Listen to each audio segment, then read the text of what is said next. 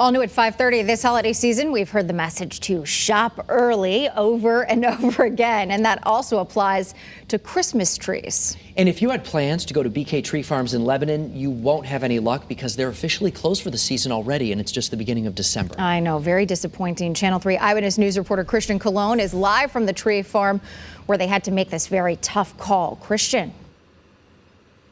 Yeah, it's a tough call, and the pandemic has for sure impacted operations. More people have been coming in to pick up those natural trees, but on the other hand, if they sell too much, well, that could put business next year at risk. Take a look at this baby tree planted this year. By the time this one gets to look like its friends nearby, it will take about a year per foot. People want a 7, 8, 9, 10-foot tree, and so it takes quite a few years for them to get that big.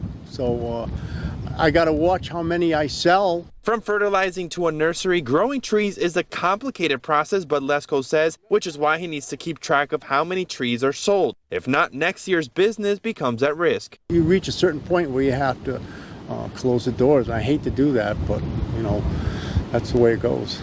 Bud says it all started last year when the demand for natural trees skyrocketed. From supply chain issues creating a shortage on fake trees to people just forced to stay home, getting a tree was their best option. Last year they sold about 115 trees and had to close early. The same thing happened again, but this year they sold around 70, a pattern Bud hopes doesn't hurt them in the years to come. When you get a bad year where you have a drought like we did last year, you have problems. This year we had a lot of rain. I thought, oh, I'm all set now. I had problems because the roots, they drowned.